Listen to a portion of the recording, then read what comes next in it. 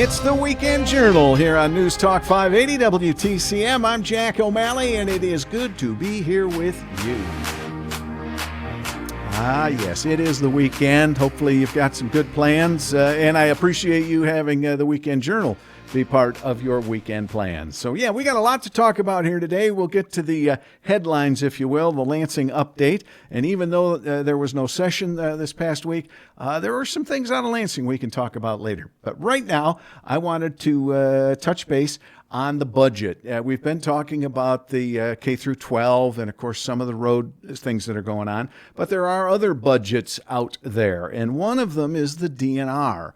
And the DNR, of course, maybe not so much downstate with the urban communities, but in northern Michigan, rural Michigan, the DNR is in touch, in communication with citizens a lot. And the DNR does many good things. They, kind of keep an eye on all our natural resources and that sort of thing.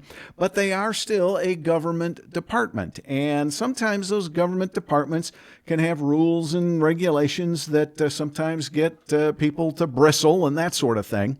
The reason I bring this up is because we've talked about this in previous shows, how the legislature years ago really lost control, if you will, of kind of keeping control of our state departments because our JCAR committee has gotten very weak. We had Rep Schutte on here a few weeks ago talking about how they want to try and fix that by changing some rules and regulations, that sort of thing.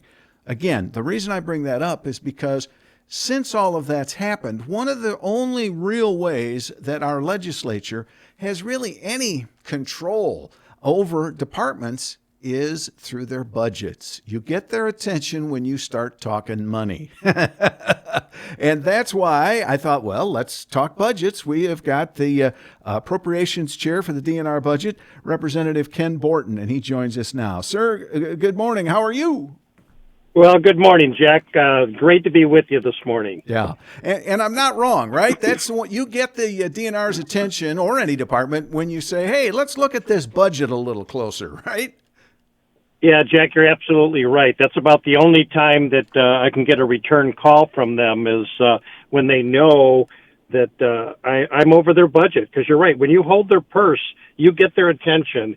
And I've got their attention right now. Yeah. So, and you can add to this story. I don't want to dwell on it, but you are an example of one of the craziest rules the DNR has or had that's bird feeding that could be considered baiting. Again, we don't have to go into the whole story, but you were ticketed, right? Taken to court? Yeah, absolutely. Years ago, and I'll tell you, it's not something that I'm certainly holding against the DNR. But what it's done is it's made me hyper-focused on things that the department does, how they treat our citizens.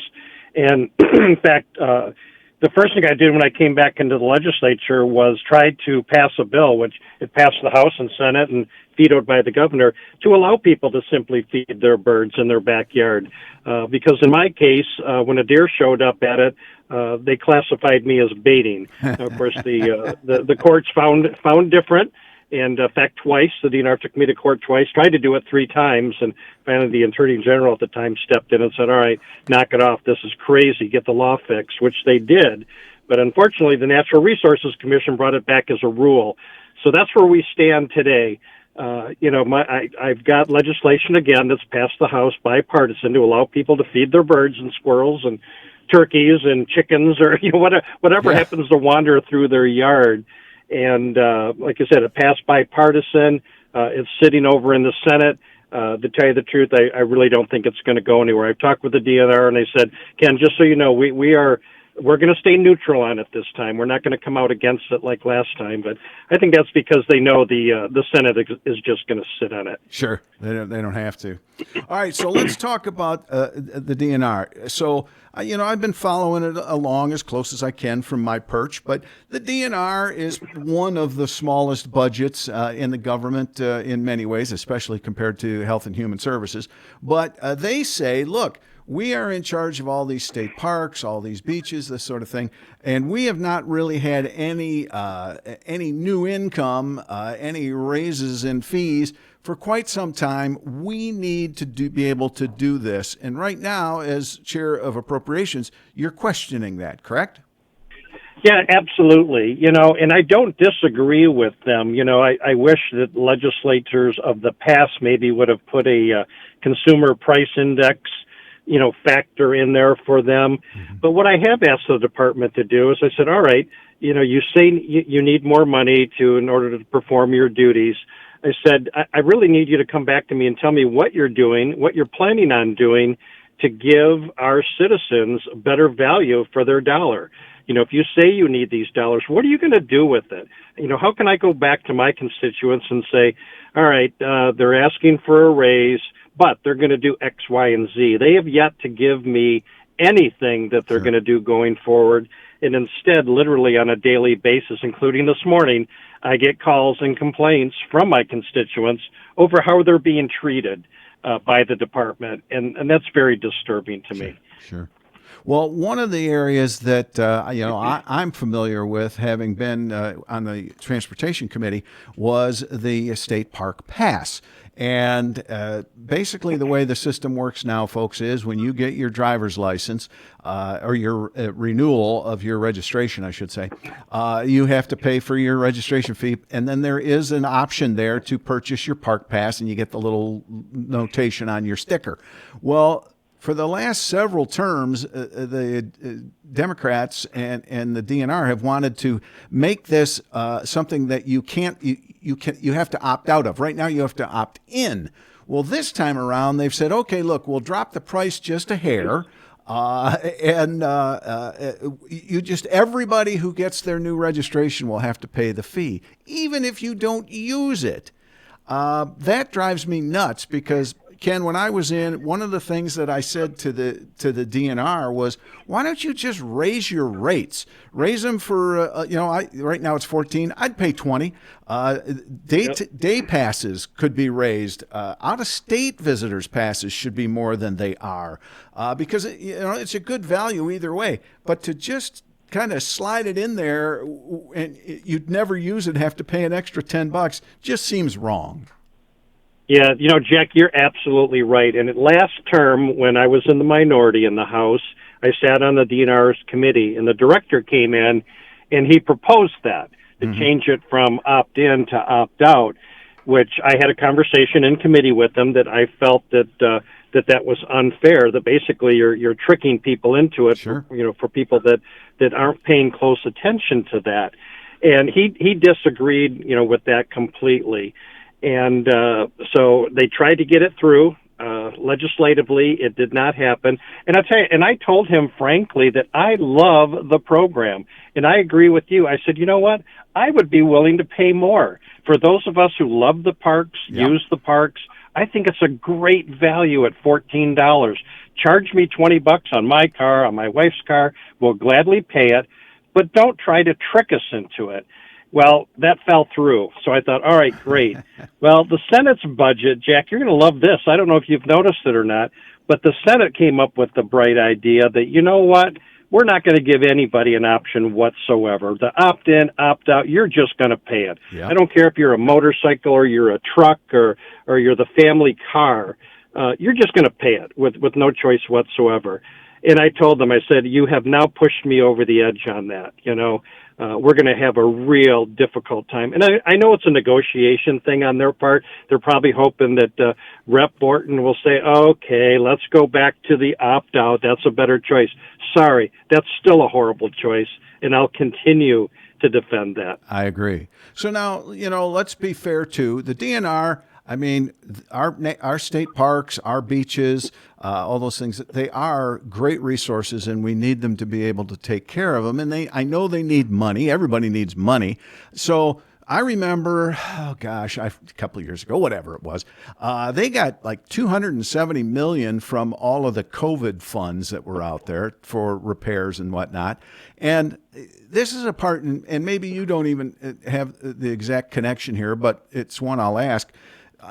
Our Natural Resources Commission gets all the oil and gas revenues and things, and they can use that for parks and whatnot. Does any of that money go to the DNR? Is that an area where the DNR can go and say, hey, can we have a few $100 million?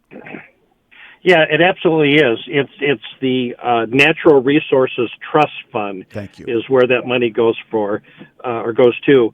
And it's from, oil and gas exploration. In fact, actually, most of that is in my district. It was an agreement years ago with the gas companies that they wanted to drill in the Pigeon River up there, and the state didn't want to allow it. But then they decided, oh, wait a minute, what if you paid us a royalty? Now, all of a sudden, apparently it wasn't going to be an environmental issue anymore now that they knew they were going to make money from it.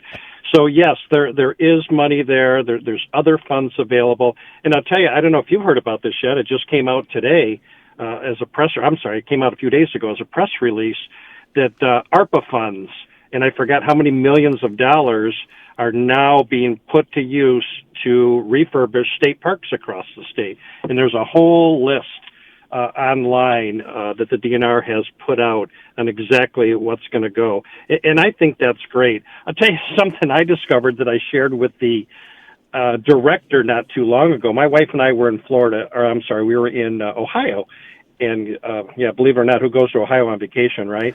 But we love parks, national parks, state parks, whatever. And we would pull into a state park in Ohio, and beautiful parking area, beautiful trails, but I couldn't figure out where to pay. Where do I pay for my sticker? I was afraid to stop.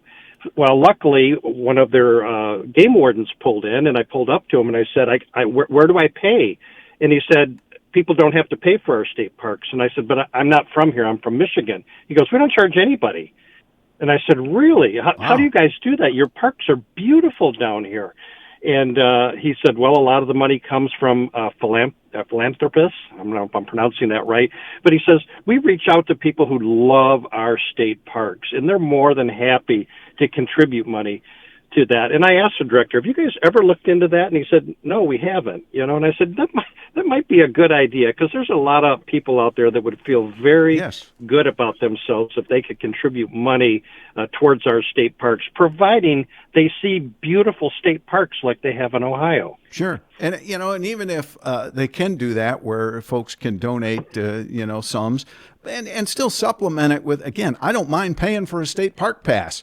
So I don't, if that's another area where they can get some money, I don't have a problem with that. But again, it's one of those things that, it really kicks off with the don't tell anybody, we're just going to charge everybody $10. That sets my teeth kind of a grit. But again, the DNR does a lot of good things. I know they can upset a lot of people when it comes to, managing our herds with, baiting or not baiting, and which area can do this, and chronic wasting disease. So they are a department that is ripe for armchair quarterbacks and that sort of thing. So I want to be fair to the DNR. I understand they're in kind of a nasty spot in that regard too, because when it comes to the outdoors, Ken, I think you'd agree with this, and if you don't, please say so. Everybody's got their own idea how things should be done, especially when it comes to what you enjoy. If it's fishing on a river or hunting in an area, you've got that, well, this is how it should be done. So the DNR is in kind of a tough spot. Wouldn't you agree? Oh, I do agree with you, Jack. And I'll tell you, there's nobody that loves the great outdoors and the natural resources as much as I do. I was born and raised in the Metro Detroit area. I've lived in northern Michigan now for 30 years. I'm here on purpose because I love what we have. And I want to do whatever I can to help promote that, make it sustainable. And I'll tell you, I've got legislation right now that LSB is working on. What I would like to do is when you go ahead and you renew your license plate for your vehicle, that you go ahead like normal and you have the option to check that box that, yep, I want to have a recreational passport, and then have a box or two after that says, I love our state parks. I would like to give an additional blank. And they can go ahead and put whatever's in there and give people the opportunity to say, yeah, I do love our state parks. I do love our natural resources. I want our DNR to be successful, and I want to participate in that. To me, that seems like a much fairer way of doing it. rather than doing it kind of underhandedly and trying to trick people into paying. Yeah, and you might actually get somebody who is going to grumble at being forced to pay unwittingly, and somebody who says, you know what, yeah, I'll give you an extra $100. You never know. Yeah, you never know. I agree, and I would be in that boat. I would be the first one to sign up to pay more because our natural resources mean that much to me. Sure. All right. Well, so you are the chair of Appropriations DNR, and budgets, I will say, seems to have slowed down just a little bit. You guys are supposed to be back in Capitol and in session next week. Where do you think, just, from your perch, we won't hold you to anything unless you get it 100% right, then we'll give you credit. What do you think? What's your crystal ball say? Where are we headed? When are we going to start really talking about the DNR budget and the DHH budget and this budget and that budget? Yeah, well, I'll tell you, that is a great question. That is the hottest topic in Lansing right now. And I'll tell you, part of it is, why the budget is taking a little bit longer this time is we put in a new system that I think was long overdue.